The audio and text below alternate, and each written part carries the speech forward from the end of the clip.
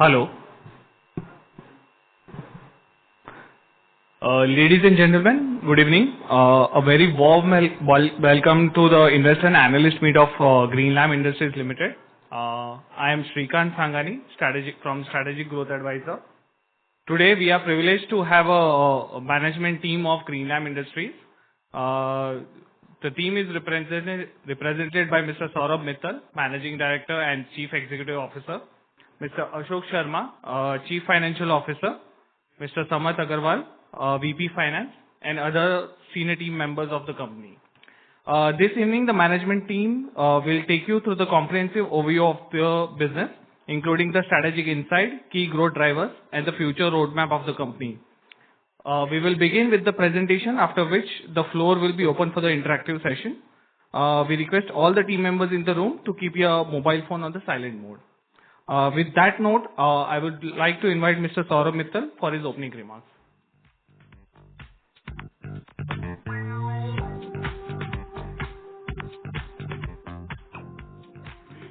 Thank you for being here, and a very warm welcome from my side also.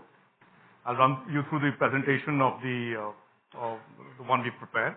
So Samat will run some part of the presentation. Some will be done by our CFO Ashok, and the business that I'll cover. So Greenlam Industries, it's a new chapter of transformation for us. We've completed all our greenfield, brownfield projects over the last 3 years in laminates, plywood, particle board. And we've laid the groundwork, as we say, for the growth for the next 3 to 4 years. And we've been able to build all the manufacturing plants, with a high quality product output, with complete discipline. And we believe that this will, kind of create stakeholder value in the future. So we'll do we've been 10 years now as an independent company. So this is what Greenlam looks like after 10 years. When we became an independent company, we had 2 manufacturing plants, and now we have 5 plants. We're a 3-product company. One was just introduced like a half a year back, and now we're a 6-product company with laminates being the core, particle board, plywood, veneer, decorative veneer, flooring, doors. Geographical presence, we were present in about 100 countries at that point also, and now we're at about 120 countries internationally. Domestically, we were present with about 12,000 dealer distributors. Now it's nearly 40,000. And with FY15, we were 6 subsidiaries, and now we're nearly 15. So when we became an independent company, we were largely in 3 segments. You can say 2, plywood and veneer. Flooring had just begun. And now, as you can see, we are in 6 segments: plywood, chipboard, laminates, decorative veneer, floors, and doors. So I think last decade was full of challenges and opportunities. I wouldn't go through each one of them. So I think last decade has been quite eventful for us.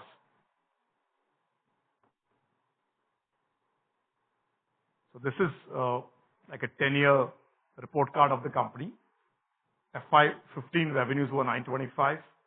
25 was 2569 crores. Gross profits from 43 to 52%. Inventory days remains same. EBITDA from 9.7% to 10.7. The 10.7 includes losses of the chipboard and the plywood business. Only laminates, I think we were at about 15-odd%. Gross block has expanded. Debtors days have reduced. Dividend payouts have increased. Market caps have gone up and down and closed at 6,000 crores.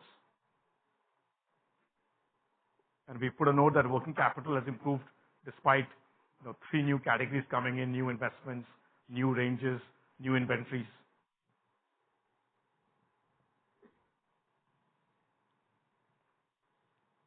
This is like a brief snapshot about the background, team, manufacturing capabilities, products, domestic footprint, global footprint, several certifications we have across factories, products for various markets, both international and domestic.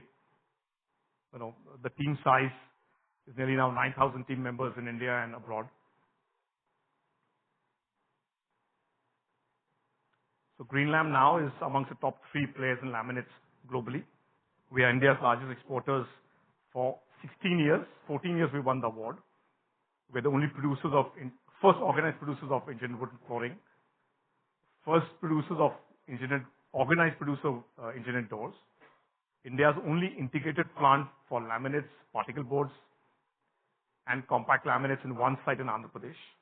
So across categories we operate, more or less we have the best facilities and capacities and capabilities. So that's the dynamic, strong and effective board we have. One of our board members is here, Mr. Dani. So that's about the growth journey of the company. We began in 1993, and I think last 3 years have been quite eventful for us. So if I just focus on last 3 years with the starting of the plywood plant, the buying of the plant of laminates in Gujarat, raising equity of 195 crores, starting the chipboard line in Andhra Pradesh, starting the laminates line in Andhra Pradesh. So I think last 3 years have been a lot of work, has been laid down for the future. We also did our first bonus issue, which commensurated with the 10 years of company's listing. So these are the brands of the companies. All the wooden business has been aligned with the brand Mikasa. So it's Mikasa Ply, Mikasa Veneers, Mikasa Floor, Mikasa Doors. And laminates is with Greenlam Laminates as flagship, with Clads and Sturdo. And the melamine chipboard is also under the Greenlam brand. And we have another second brand by the name of New Mica. So 3,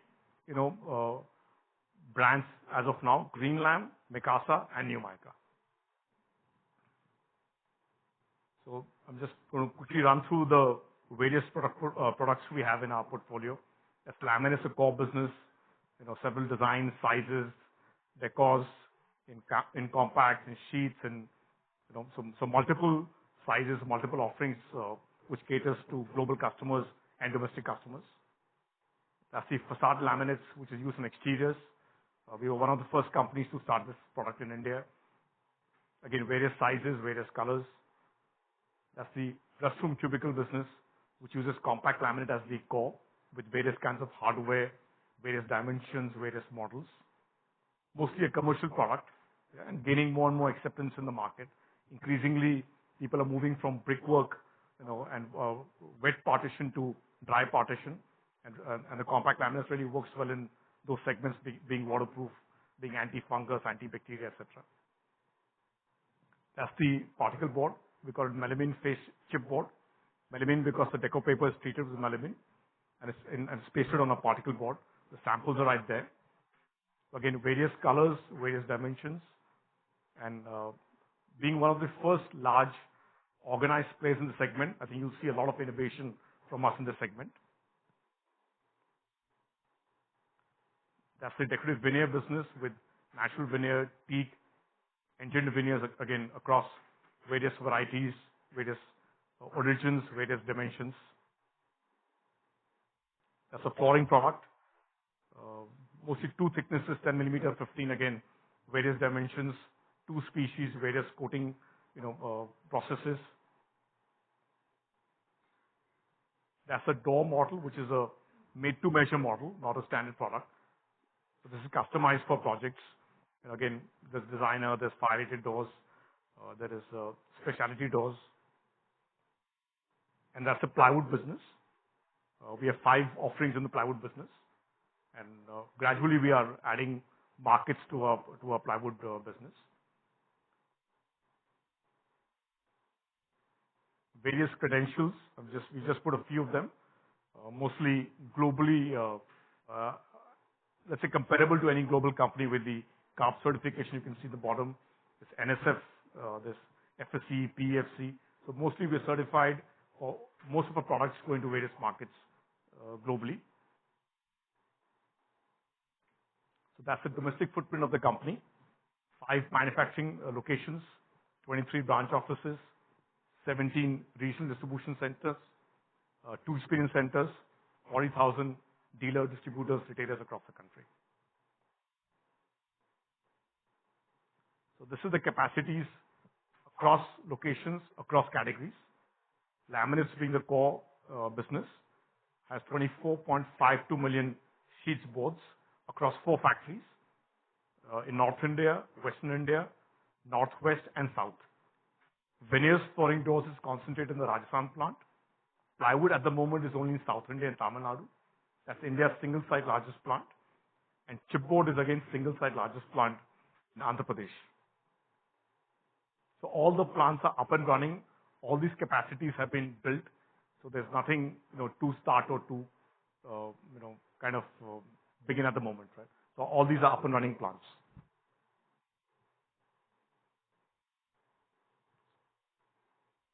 Sorry. It's going a bit slow. Yeah. So these are the images of the 5 plants. The first 2 images are still under construction. Yeah. And the below 3 are Gujarat and Rajasthan and Himachal Pradesh. So this is a global footprint. So about 120 countries we service across our 5 plants, 22 global offices, 15 subsidiaries of the company in various parts of the world, and about 200 team members who work with us across various parts of the world. And most of the sales we do is with our own brand. There's no white label or OEM. So this is about the market size of laminates. Where are we positioned?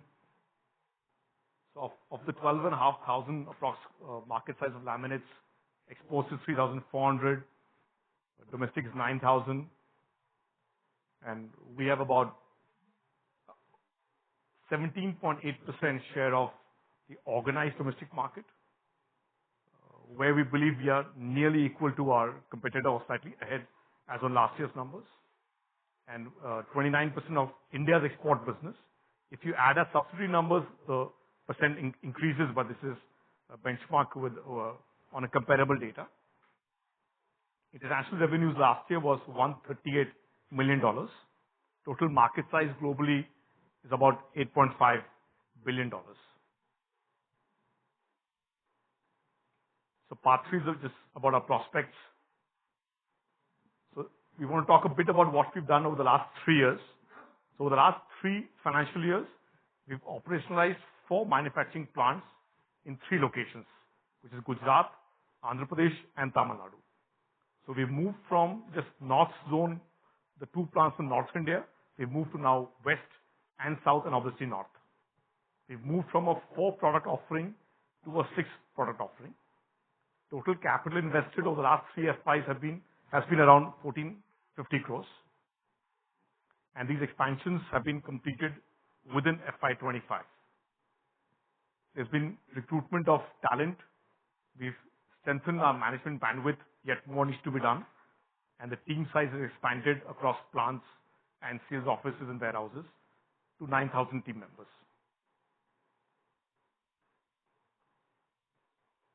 From 14 warehouses, we moved to 17. From 21 to 23, 2 experience centers have been added. Dealer distributors have been expanded, over the last 3 years. Subsidiaries have been added in the international markets from 8 to 15. We've added warehouses globally, and offices have been added from 15 to 22, and teams have also been strengthened abroad. So the message I want to give out is over the last 3 years, investments in manufacturing, resources, warehousing, distribution has all been done and completed. So this is how our addressable market in India changes. Earlier we were, addressing a market size of 11,000 crores, which now moves to 49,000 crores. Although the entire plywood market we're not servicing at the moment, we're only in the premium of the market, but we have entered the ply business is the message we want to give out. And besides this, we showed the previous slide, the international market, the international business opportunity is also quite significant for us. So these are the goals the company has set about, to move from a standalone surfacing product to integrated surface and substrate solution provider, which I think largely we've achieved, at least from an offering perspective. We want to emerge as India's leading wood panel player. We want to become India's leading laminate, world's leading laminate, player. And we want to move from a position of respect to a first recall. So these goals were set out when we started the expansion plans, and I think we are moving in that direction. So again, broadly, why are we optimistic about investments for the domestic market? I won't read out each of them, but I think few points are important, like the QCO implementation, is going to drive a lot of panel production in India, reduce imports coming into the country, certify products to be of a certain standard, which helps organized brands and companies grow.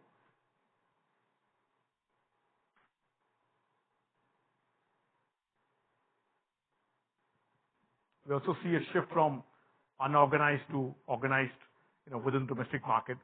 We see a trend of carpentry moving from on-site to off-site. So OEMs and manufacturing, customers, people making furniture, panels, fit-outs and factory setups. And I think there again, organized brands with better performance quality, get an edge. So broadly about how we think of the, international markets.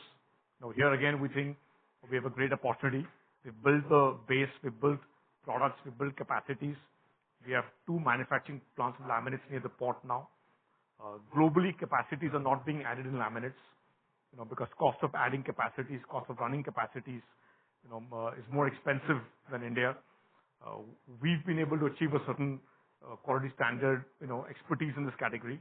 I think one of the only categories in the country where, in exports, where we are dominant and probably equal or higher than what China does.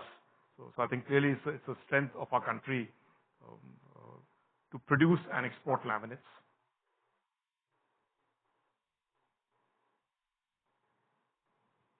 So some brief points on demand drivers.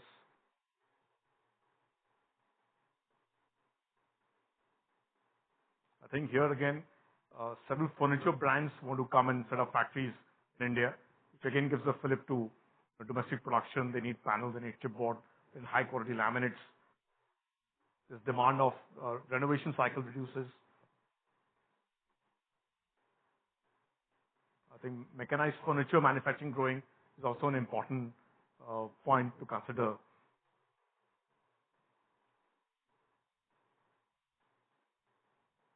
So I think this is also an important slide.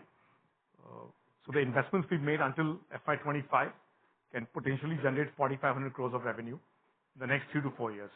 So we've said that in the calls that we want to grow at about 18-20% run rate. So over the next 3-4 years, we can realize this revenue. When we do that from 2,600 crores of odd we did last year, we think margins should improve at a higher scale. And we think we'll win more market share in both domestic and international market across product categories. This will also help us do cross-sell of each product, dealers, architects, IDs, OEMs, projects. There's a big overlap between all the products of the wood panel space. If they take ply, they need veneer, they take chipboard, they need laminates. So all the products we have, by and large, there's an overlap with influencers, channel, and the end customers. This will also strengthen our brand so we end up giving a single point solution to the market. So I think the portfolio we built again is probably quite exhaustive. Barring MDF, I think we have most of the products in our portfolio. And this we believe will enhance profitability and sustainability. So on the ESG, I'm going to ask my colleague Samas to come and take you through. Samas, please.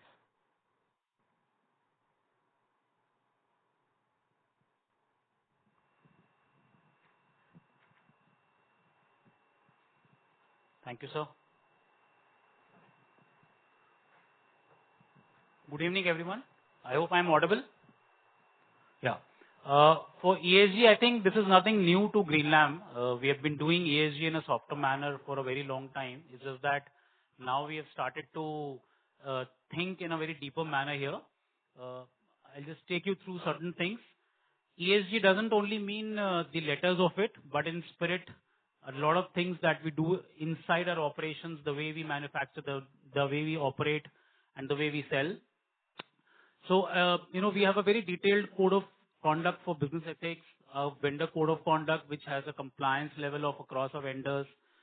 We are audited for our ethical data exchange for one of our factories, because this is one of the requirements in the European market, where before they buy the materials, they audit us for certain practices that we do. And these audits we have been getting done for, I think, quite a bit of time now. We also have our integrated management systems and energy management systems, which means that our product lines, our production lines are much more efficient than the other things. And ESG is actually not only a verbatim here, it is more built into the systems and processes. And this year, we have adopted ESG goals. We have officially kind of taken a target wherein we will do certain things over a period of time, next 3 to 4 to 5 years. I'll just brief you on those. So the principles based on which we have adopted those targets are better use of resources. Since we use a lot of natural resources in the form of wood and paper, we have to be a responsible producer. We have to give back to the environment, the resource that we use. We need to ensure that we contribute to zero deforestation. We need to be better for climate and water. We all know that India is facing a severe water crisis, and the production facilities that we have use certain amount of water. We need to ensure that the water, whatever we use, one is the usage comes down, and second, it is more reused at the factory end. We will be net water positive across our factories. That process has already started. We want to be better for people, both for our, from the health and safety perspective, as well as from learning curve. So I can myself say that being in here for more than a decade now, 11 years, I've seen, organization change a lot. I've seen, people learning, growing. So this is something that I can at least vouch for here. The better way to do business is to build trust and confidence with our partners that we work with across the sectors, across the communities. And that's something, Greenlam is very, very passionate about, to work in an ethical and an integrated manner. Coming to the commitments, I think these are also published in our annual report. From a resource perspective, from the first principle that we have adopted, we will be taking, or rather we have taken a commitment to reduce the waste generation by 20% and be a zero waste landfill by 2030. From a packaging perspective, we will be reducing the packaging material by almost 25% by 2030. By 2027, 50% of our paper requirement will be met from a recycled paper. So which in fact, kind of reduces the virgin pulp paper requirements. We'll be sourcing 75% of the wood from local sourcing by 2030. Then we have 50% of our chipboard business wood needs will be met by local plantation level. This is again an agroforestry drive that we're doing in the southern part of the country, where our factory of chipboard is located, where we have done we have undertaken an extensive plantation exercise, where we are giving saplings to the farmers to grow and make available the wood, which is a key raw material for our chipboard and the plywood business. And coming for climate and water, we have taken a commitment to be net zero on scope 1 and scope 2 at manufacturing level by 2030. So these are direct and indirect emissions that our factories do. We want to be net zero by 2030 at the manufacturing level. We want to be water positive by 2027. As I said earlier, that's already started that process is already there. 20% reduction in water intensity, the amount of water that we use per sheet of our production, 12% reduction in energy, 20% cut in transport emission. One of the most difficult tasks that I've realized over the period is to cut the transport emission. So this is one of the toughest things. And obviously we are compliant with our environment regulation, and we want to be compliant that way. For the people around, our OHS safety ratings to be above 4 by 5, reduction in reportable incidents by 50%, medical insurances as a being concerned for health and safety of our people, learning and development, and employee satisfaction score improvements. For better way to do business, we have initiated exercise of net promoter score, which we are targeting to be 8.5 and above out of a score of 10. 90% of suppliers to be aligned with our code of conduct. As I said earlier, we have a detailed vendor code of conduct on which our suppliers have already given a written confirmation that they abide by those norms. So we're targeting 90% of suppliers to be aligned by 2027 by our code of conduct. We will be undertaking for our critical suppliers, a sustainability exercise by 2027. Again, 100% staff to be trained annually on compliance and ethics. This is very, very important and one of the principles of Greenlam.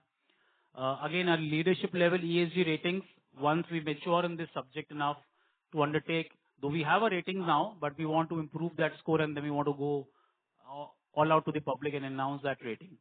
So this is on the ESG part of it. That's the current year that we have started this exercise in detail, and I hope we are able to achieve all our targets as we move forward. Over to you, sir, for the business update.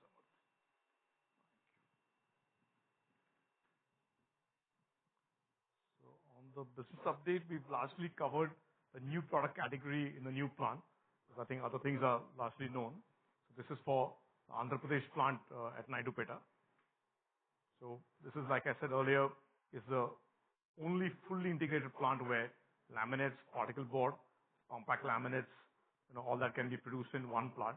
So typically, if you imagine if there's an office project or any commercial project, people need toilet partitions, they need workstations, they need paneling products. So architects and customers can coordinate the entire program from one location in similar colors, similar textures, but different substrates. So that's a unique property we are bringing to the market.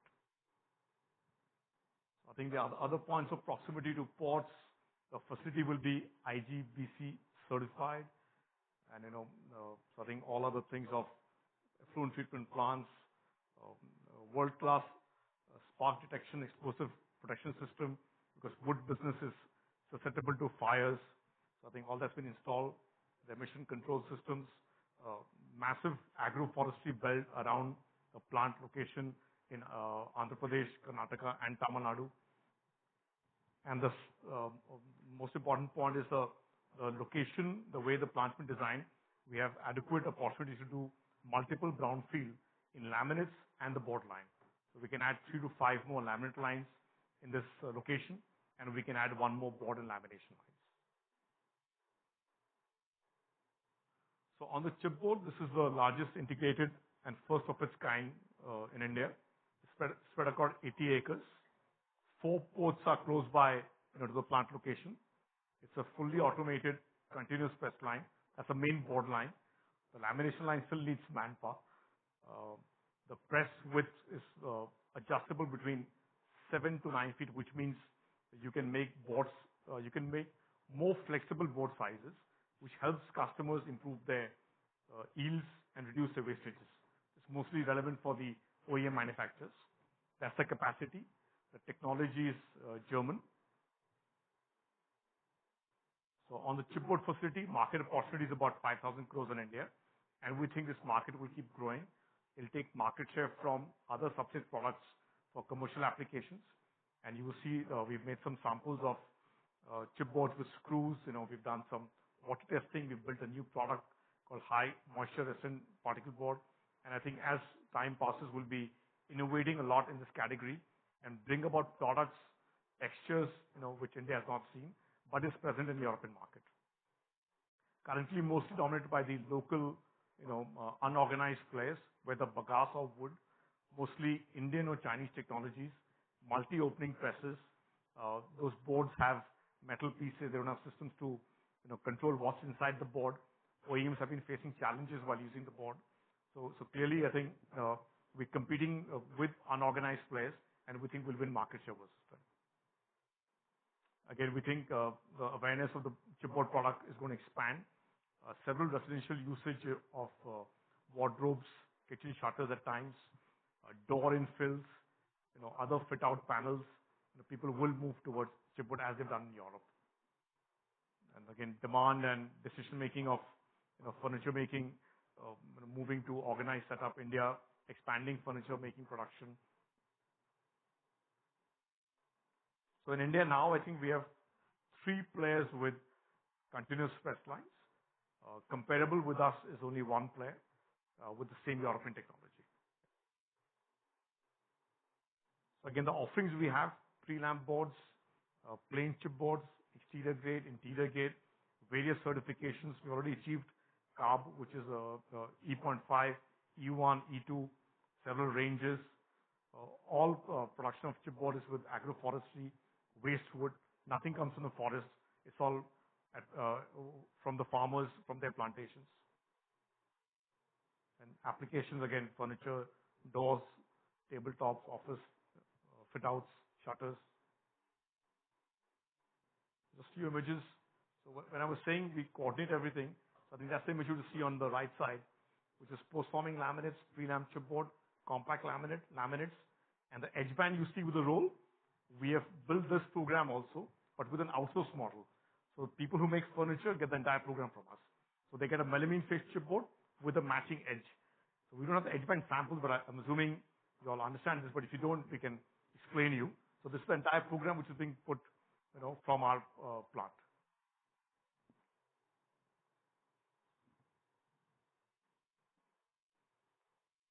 Just few images of where chipboards are used. Office workstations is a big user. Shop fit outs is all commercial applications. Again, a massive user.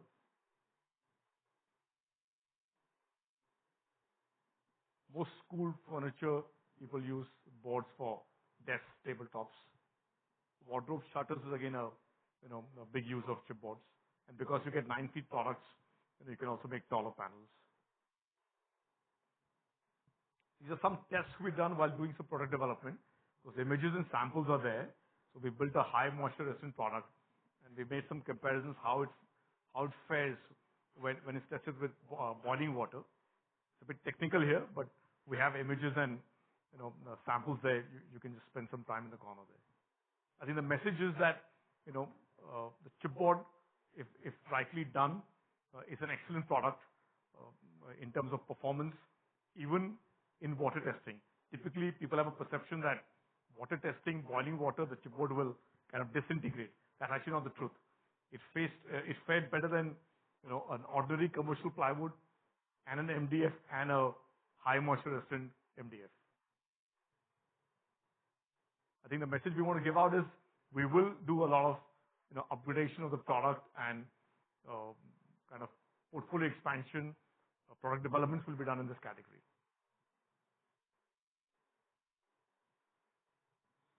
So way ahead is margin expansion to be driven across categories, as most of our costs of people, infrastructure, warehousing is all built into the system. So Q1 was the first quarter after, I think, 3 years after 12 quarters where all our costs have been built in. Otherwise, for the last 3 years, 3 FYs, every 2 quarters we had a new plant, a new range, some expansions here and there. So I think now everything is built into the system. The expenses increase will be very, very small and incremental.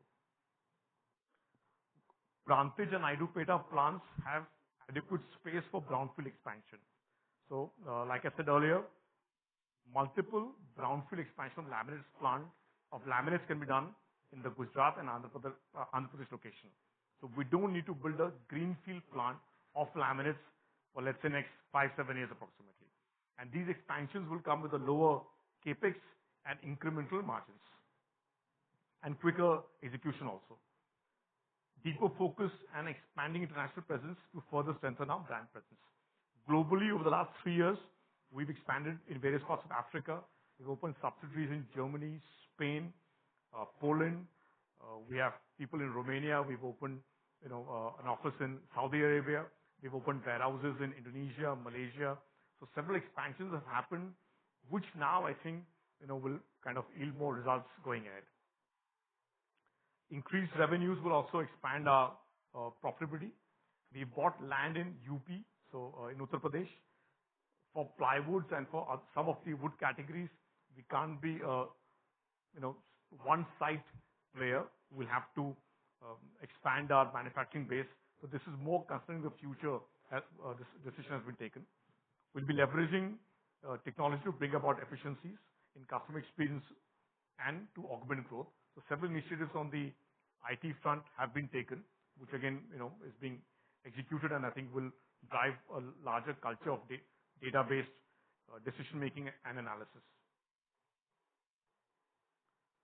So on the conclusion, I think we are embarked on the next orbit, and which will transform the company, which will make the company, move from a small size to a mid-sized organization, make it more profitable, make it more sustainable. And I think over the last 3 years, we have laid down a good foundation for the company to become more valuable in the future. So we have the financial statements now. I'm going to ask our CFO, Ashok, to take you through. Thank you, sir.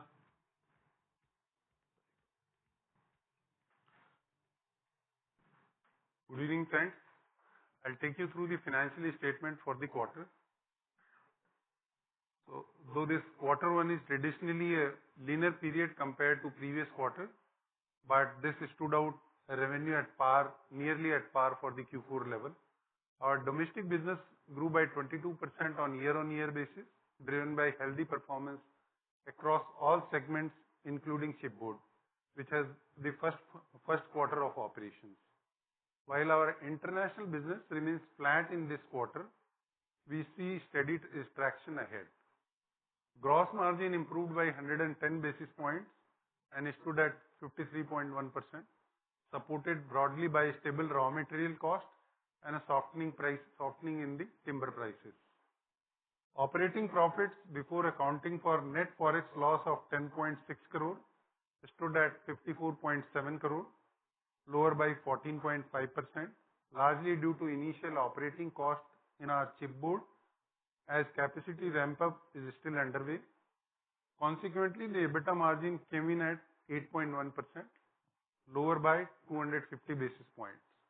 So actually the loss on the net loss of 15.7 crore for the quarter can be attributable primarily to notional loss of 18.8 crore on account of euro-dominated loan for chipboard, which we have taken, and euro has moved from 92 rupees to 100 rupees, and higher interest cost and depreciation. So this 18.8 crore loss is some has been accounted for as the fluctuation in foreign currency, which is 10.6 crores. Some has been accounted in the interest cost as per the guidelines, and some has been netted off against the exchange currency gain, which has been accounted for in the books. We have successfully, as been mentioned by sir also, we have successfully stabilized the chipboard product line, both for plain and pre-laminated board, and it is receiving good feedback from the market. We achieved around 30% capacity utilization during this quarter. Our effort in this quarter, we have explored the export opportunities also for the chipboard, and we have got good traction in that. Just to inform, the government of Andhra Pradesh has sanctioned our project in Naidupeta, a tailor-made incentive package on an investment of our wood-based chipboard and future capex. The incentive package includes over a period of 7 to 10 years from the commencement of commercial production, and it includes capital subsidy, employment creation subsidy, and some power benefits on the power uses. In this quarter, we have successfully transitioned from decorative veneer brand to Mikasa Decored Veneer brand, unifying our all wood panel offering, plywood, veneer, flooring and doors under the Mikasa brand. The consolidation will strengthen our market position and enable us to offer a holistic lifestyle-driven product ecosystem to customers both in India as well as globally. These are the numbers which has been already published on the stock exchanges. Our revenue grew by 11.4% on year-on-year basis.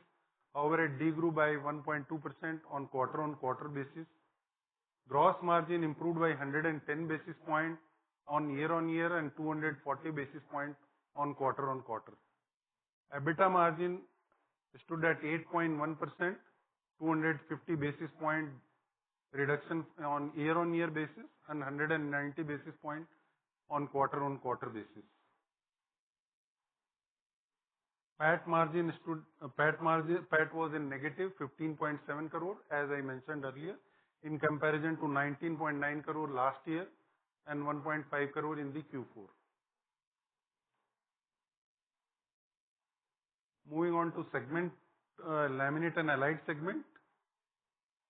This saw a growth of 3.8% on year-on-year basis, however, a degrowth of 3.6% on quarter-on-quarter. The gross margin improved 200 basis point on year-on-year basis and 360 basis point on quarter-on-quarter basis. EBITDA margin for this quarter saw a degrowth of 40 basis point and a 50 basis point from the last quarter. So EBITDA with Forex saw a growth of 60 basis point in this year-on-year basis and 40 basis point on quarter-on-quarter basis. Capital employed largely remains flat in comparison to previous quarter. In terms of sales, it was 4.94 million sheets, a growth of 5.8% on year-on-year basis and nearly flat in comparison to quarter basis. Average realization is also nearly flat. It was down by around 1% on year-on-year and around 2% on quarter-on-quarter basis. Moving on to another segment, plywood and allied segment. This quarter we have realigned our segment into laminate and allied segment and plywood and allied segment and chipboard and allied segment. Plywood and allied segment will consist of plywood, decorative veneer, floors and doors. So net revenue from the operation for this segment was 88 crore, a growth of 25% on year-on-year basis, however a degrowth of 13% on quarter-on-quarter basis. Gross margin saw a degrowth of 130 basis point on year-on-year basis and a growth of 180 basis point on quarter-on-quarter. Overall, the EBITDA was in negative, almost at the similar level in comparison to previous year. However, it has gone up in comparison to Q4 level. Capital employed largely remains the same at around 350 crore. This is the another decorative veneer which is under the plywood and allied category. Here also, if you see, the sales are grown up by around 21% on year-on-year basis, but on a quarter-on-quarter it saw a degrowth of 38% in volume. In terms of average realization, a degrowth of around 4% on year-on-year and a growth of 6% on quarter-on-quarter. This is in terms of plywood, where we saw a capacity utilization of 28% in comparison to 24% in previous year same quarter and 31% on quarter 4 of last year. Sales in volume terms grew by 21% on year-on-year basis, however degrew by 8.5% on quarter-on-quarter basis. Average realization is continued to see the improvement, which was 11% on year-on-year and 7% on quarter-on-quarter basis.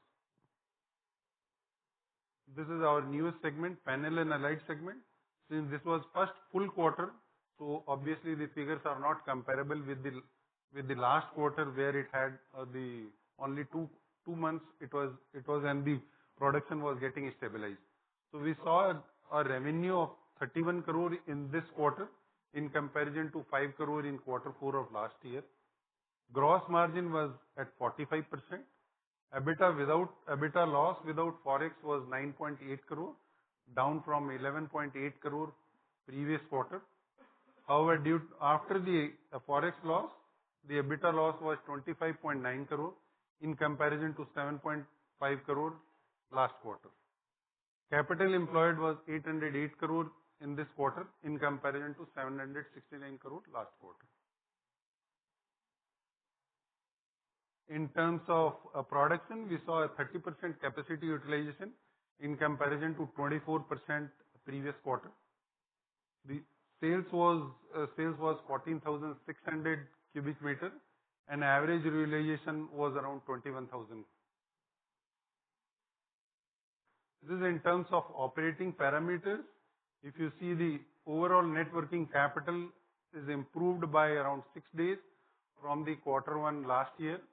However, it has been deteriorated by 4 days from quarter 4 of last year. Debt position towards the end of last quarter was 1,040 crore in comparison to 921 crore in the Q1 of last year and 989 crore on Q4 of last year. Return ratios are distorted because of the figures, what is the in terms of loss which is there on a net basis in this quarter. Over the capital employed, if you can see, these are more or less at the similar level in comparison to Q4 as well as in the Q1 last year. That's all from the presentation. Now I would like to open the floor for the question and answer.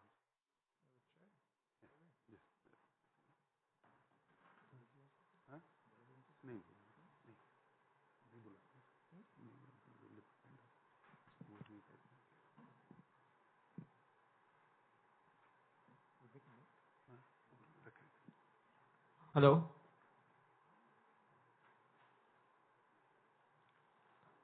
Hello. Hi, sir.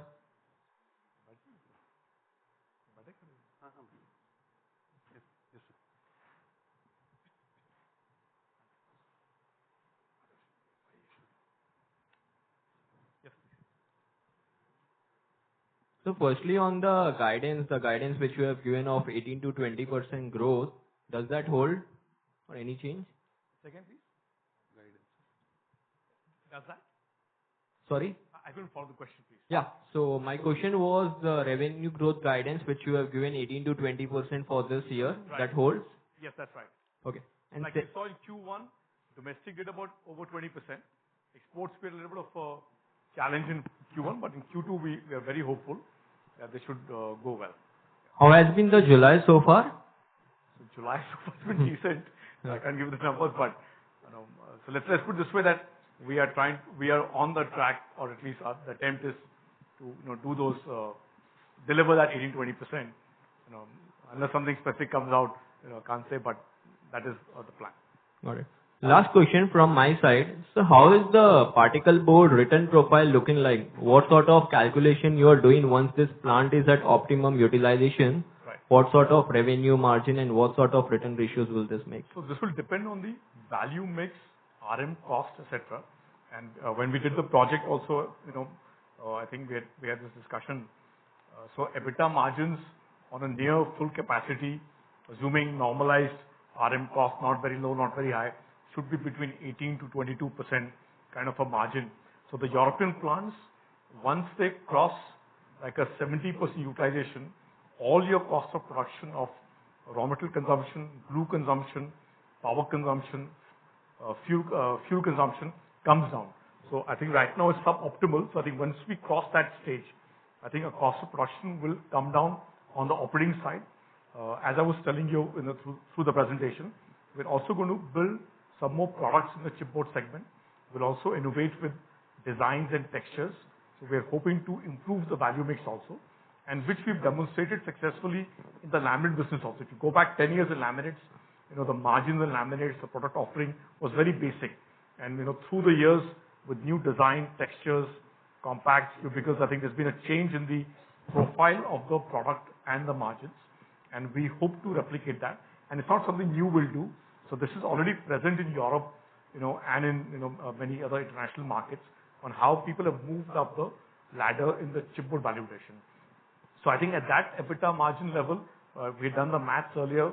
About 18 to 20% ROC was something which we think we can achieve. Okay, got it. That is helpful. This was Keshav from HDFC Securities.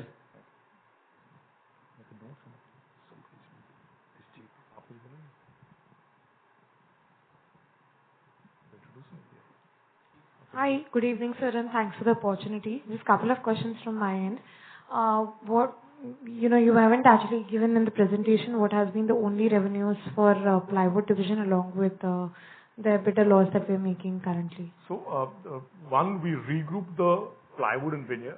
This is not, first I want to tell you, this is not unusual.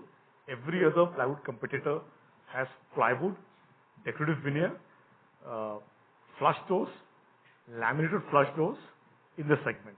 So from our side, the difference is the engine wooden floorings also, booked in the same segment. So that's one part. On what is the independent revenue of plywood, I'll have Ashok respond. We will answer it separately. Sure, sir. So secondly, on the chipboard side, you said that, government is giving you some incentives, which are for over the period of 7 to 10 years. Could you just speak about it and how will it benefit in terms of margins or ROCEs or, the export opportunities that come up with it? Yeah, sure. So this benefit they will be there from the 7 to 10 years, and as I mentioned that some is there in the capital incentive, some is there as the employment, and some is on the power in terms of 1 rupee we got for the concession for the power, as well as the electricity duty will be waived off, kind of a thing. So this will be over a period of time. Every year it will vary in terms of that, but let's say around 40 crore or something, if everything comes at the right moment, kind of a things with the government, because this has been sanctioned, and now the next level is in terms of go to the government and in terms of applying that and get that money into your hand. And about the export opportunities in the chipboard part, you mentioned that it started already, Yes. Can it become as large as what we've seen over the years for your laminates, or is it too early to say anything? No, I think it's too early to say. The advantage we have, one is the plants located at the port. The wood cost in India typically has been higher than wood cost of Southeast Asia. So it depends on where the wood costs, how the wood costs move. In fact, I was in Southeast Asia 2 weeks back, and our sense is at some point for chipboard business, the wood cost would be very similar to the wood cost people are having in Thailand, because that's a major exporter of chipboard. As you know, Greenlam sells to 120 countries. So in many markets, our channel partners, our distributors also carry chipboard of some other brands. It could be a player from Europe, it could be a Thai producer, it could be a Turkish producer. And because of the popularity of the Greenlam brand in many locations, we are able to open doors in many markets to push Greenlam melamine chipboard. So we started exports to now 4 countries. So clearly we can't export everywhere like we do laminates, because wood is expensive, and the freight cost as a percent is quite high.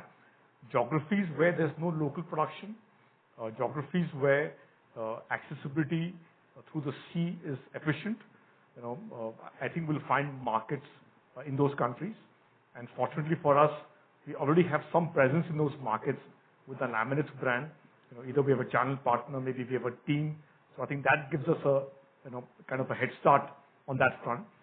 And like we said, the program of compact laminates, melamine chipboard, and laminates also coming from the same plant.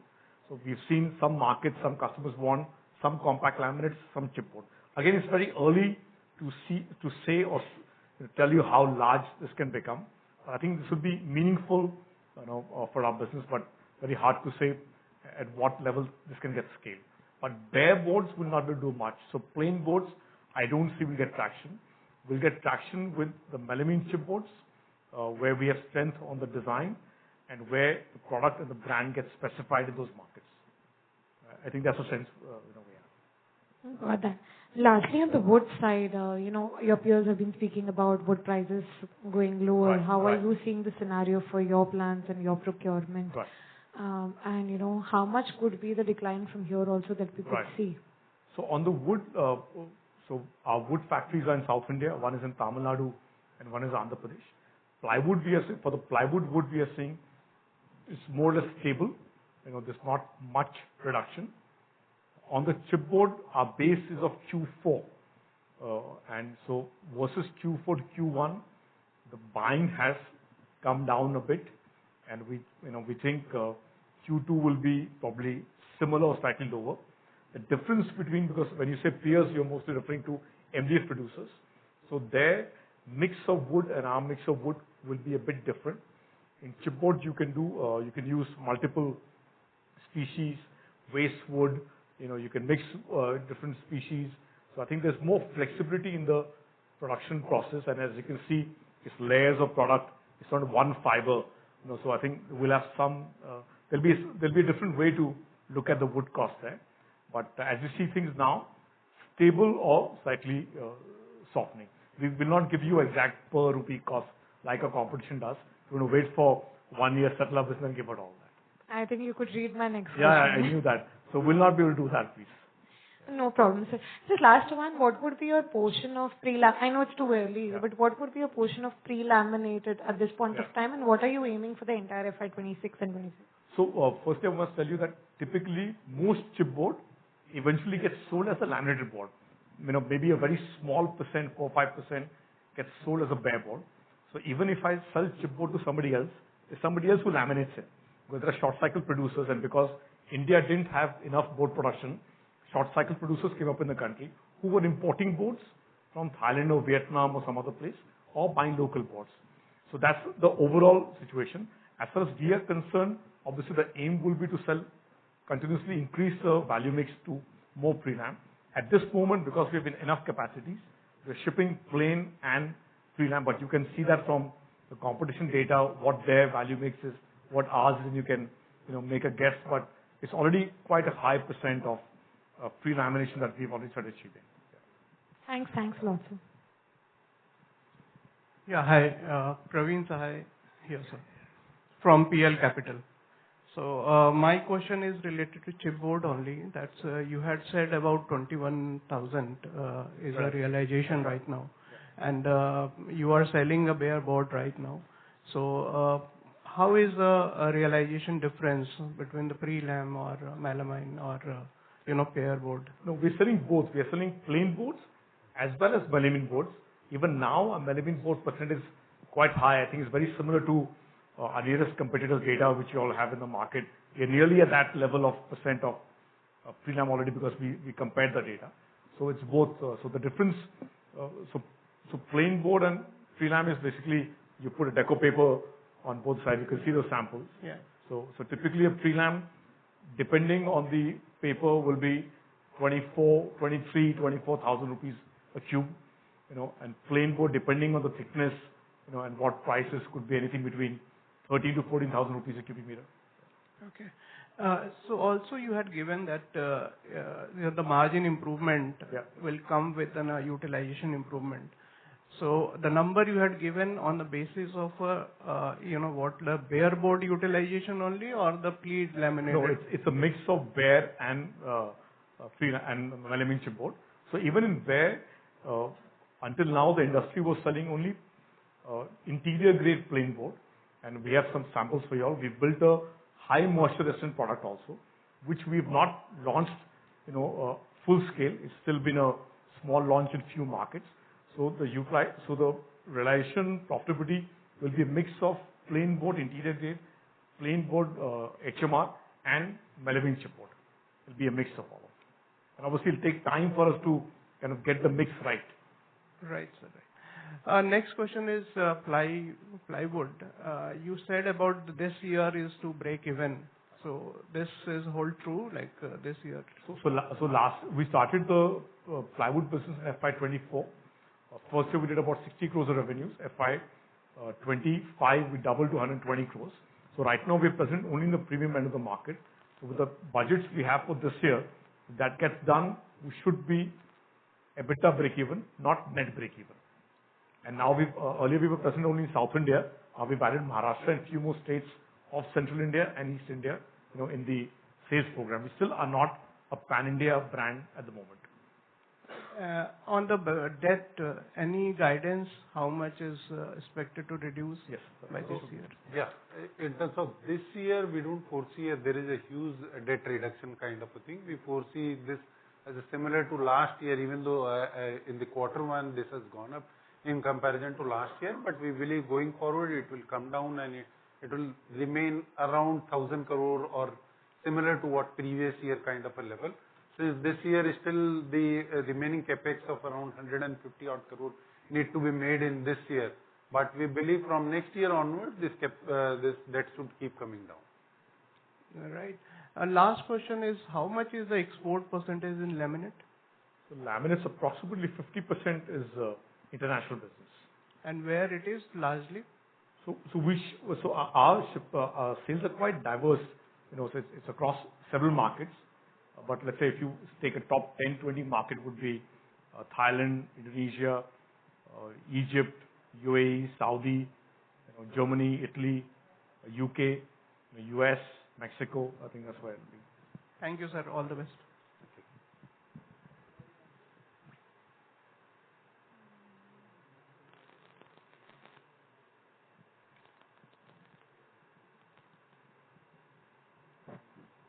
Hello, sir. Good evening.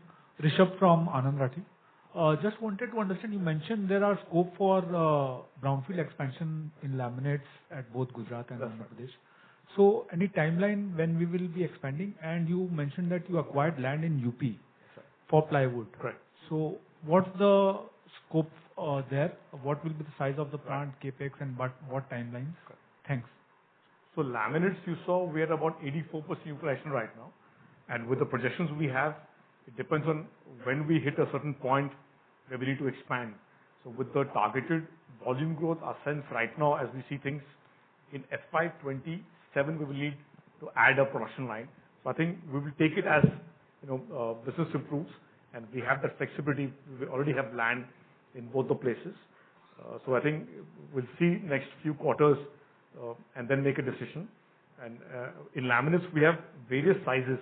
Sometimes we might have a capacity free in a certain size, but some other dimension press is running full capacity. So seeing the situation, we'll take a call. So we'll review the coming 6-9 months, then appropriately take a decision. On the UP, the land acquisition work is nearly over. Final formalities of approvals, etc., is going on. There again, we want to see, at what level we ramp up the plywood business. Then at the right point, we will take a decision to invest in North India. Yeah, should be, should be.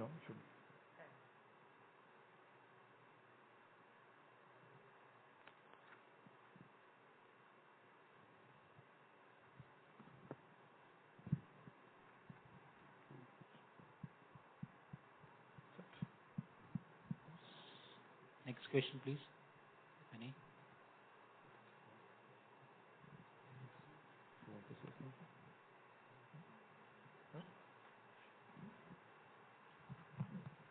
Hi, sir. So what would be your export contribution to US and any impact from tariff that you have started witnessing? So US is very small part of our overall export, if you say. So only to the US is around 4-5% of our export goes to US, and overall of the turnover it will be less than 3% in terms of that. So prior to in the US, when the 10% increase did happen in the April, so we have passed on that price into the market and consumer, that has been absorbed. The recent increase of 25% and further 25%, still we are evaluating, because this will be applicable when the goods reaches to the US. Not as of now, the duty will not be is not applicable. So we are still reviewing the overall situation, and the last 25% is still not applicable. It will be applicable only whatever the goods leave India after 21st of August. So we are still reviewing that, and then probably we will take a call based on that. But it's not a very big business for us as of now. Okay. So on the plywood side, how are we priced against our immediate competitors, and what's our right to win there, compared to the larger players? So our focus is right now on the branded premium plywood, let's say 120-125 rupees square foot plus plywood. So in that category, we can confidently say we are best in class in terms of quality. The production process, the equipments we invested in, the quality of raw material, in plywood they check with density, uniformity, calibration, etc., etc. So I think we've been able to consistently throw out good quality to the market. And right to win is from a quality, from a focus on premium category plywood. The secondary working being done in the markets with architects, contractors, interior designers, homeowners, and that's how we're winning market share.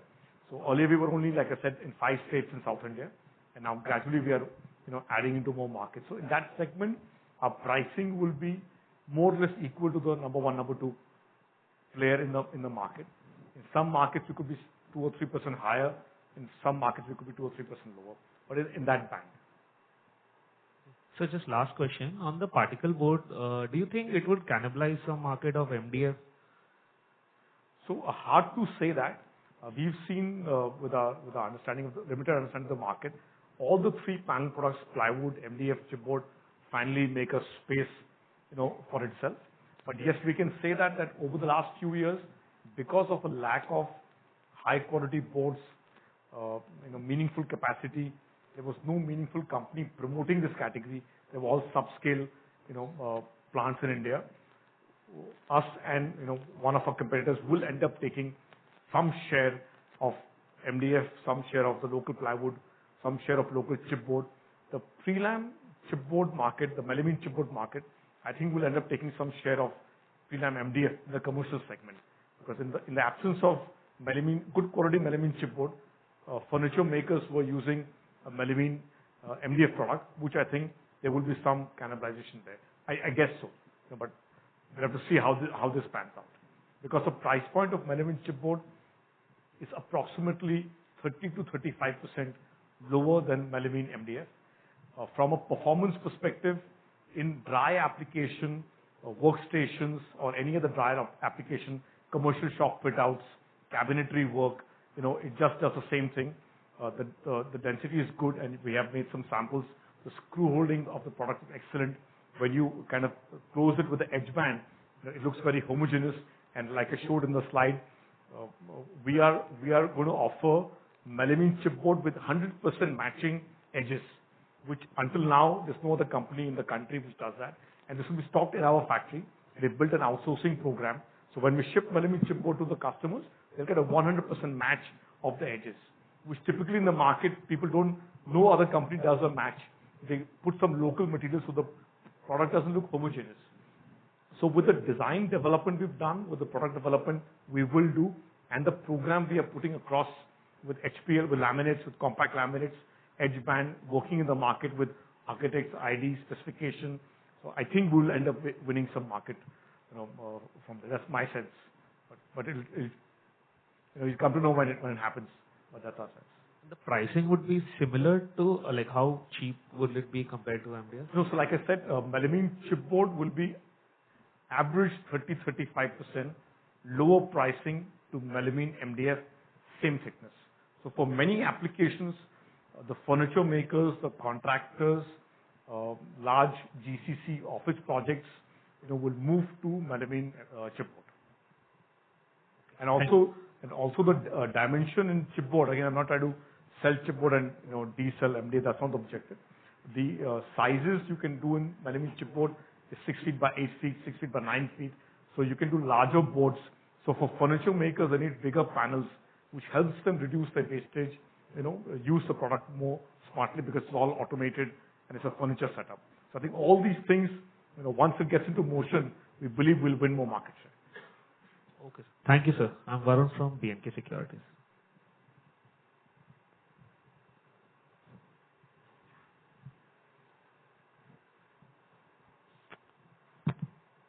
Sharat Chandra, investment advisor. Your debt equity is about 1 now, and you are in a business where the margins fluctuate because of realization, because of whatever, wood sourcing, etc. So what the debt equity ratio are you comfortable going forward, and when do you see that achieving? Next 1 year, 3 year, 5 years? Ashok will respond on the debt equity, but on the margin fluctuation,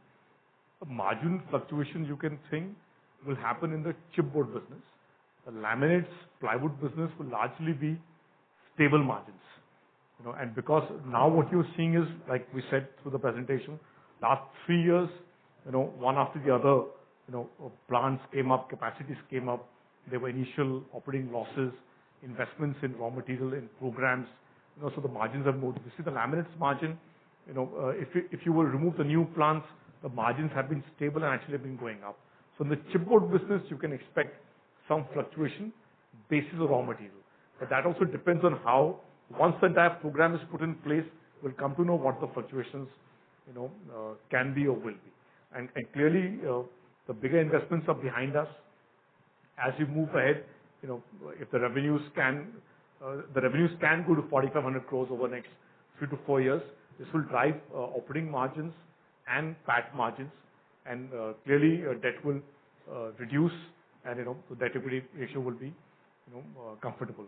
At what ratio will be comfortable? So I think it depends on the cycle of the business. So sometimes you expand aggressively because in the chipboard MDF business, investments come at one block. Unlike laminates and plywood, you can still stage it. You can put one line now, but here you have to put a minimum 800-900 cubic meter capacity to be competitive in the long term. The short term, it looks like a little bit of a problem, but when these capacities start running, all the operating parameters improve. And India's furniture manufacturing base is still very small, and the furniture makers need these panel products, which were either being imported or because of lack of panel products, good furniture manufacturing setups have not come in India. So it's the way you kind of view this. So I really think as we move ahead, this will help, these facilities will help expand furniture making in India and also cause a great advantage. All these board plants are agroforestry based. You're not going to natural forest. It's all plantation based. You're buying from the farmers. So I think that ecosystem will also build. So clearly, I think moving ahead, these businesses for us will grow up, and it will fluctuate in the sense like few years you could see things really, equity going up and literally coming down. When you make one big investment, again, the debt goes up and the ratios get a bit disturbed. No, sir. The question is basically, the new plants' capacity utilizations are very low, and that's why probably because one plant is just 4 months old. And so the ply business is about, let's say, 2 years old. There, I think we could have been slightly better. So going forward, what do you see? When do these reach a level of 60-70% capacity utilization? Because that's the time when debt equity will become more manageable. Correct. So I'm asking that will it happen in next 3 years, 5 years? No. When we say 18 to 20% growth over 3 to 4 years, at that point, the laminates business, the chipboard and ply will be near full capacities. So these plants can run at full capacities. The decorative veneer business will not be at a full capacity because it doesn't need to run at that pace. So clearly, if the answer you're looking for, next 2 to 3 years, I think it should kind of normalize to a decent level. So debt equity should be a reasonable number in next 2-3 years? Should be. I don't know what number. So if you see what we have said, that debt will remain similar to last year level in this year. And with the equity going up, and from the next year, we are expecting the debt to come down. So it should come down to the better level in next 2 to 3 years. Okay, thank you. All the best. Thank you.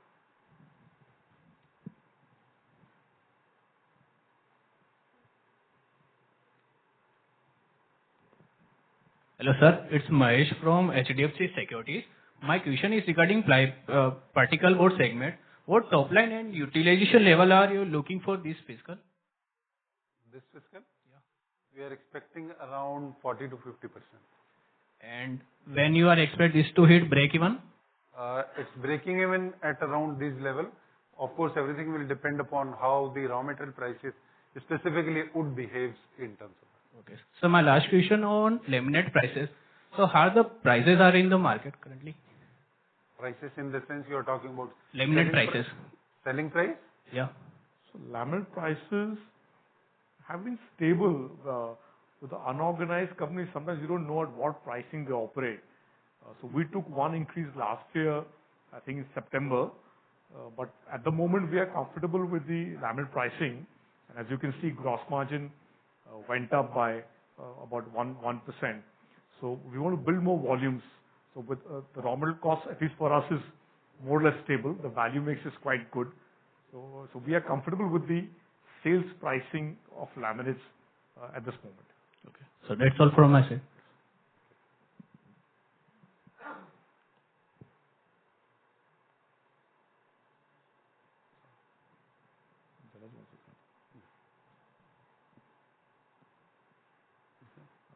Done with questions?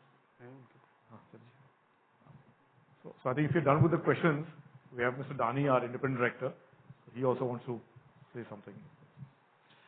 No, having seen the home improvement industry closely over the last 30 years, I would just want to bring out 3 things.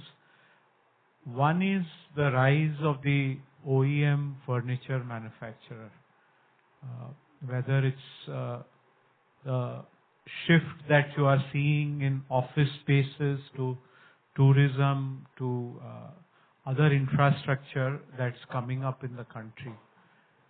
That's a shift that's taking place, and as Saurabh said earlier, availability has ensured that better material is available now to manufacture furniture. Also, this is a sector that creates many jobs, so I think there will be more emphasis also on furniture manufacturing and the whole value chain as far as India is concerned in the next few years, keeping in mind the challenges we see at the macro level. Second is, I think, seen it in laminates. I think we'll see it in the other segments that Greenlam has entered also. The shift from unorganized to organized.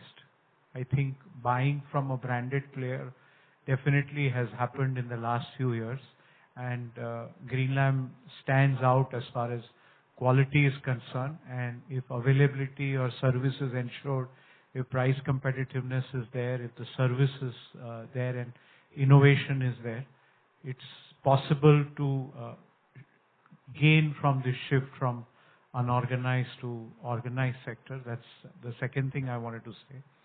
And third is, and that's where you've seen the brand alignment and many other things that have taken place. I think one-stop solution from Greenlam is possible as far as this sector is concerned. The product range, and there are many finer nuances as far as offering is concerned. All that has been thought through and being rolled out, and that will also ensure that one is, of course, distribution cost comes down. There is more excitement as far as distributors or the distribution channel is concerned, but it will also ensure much higher market share across categories because it's possible to cross-sell. That's all I wanted to say. Thanks.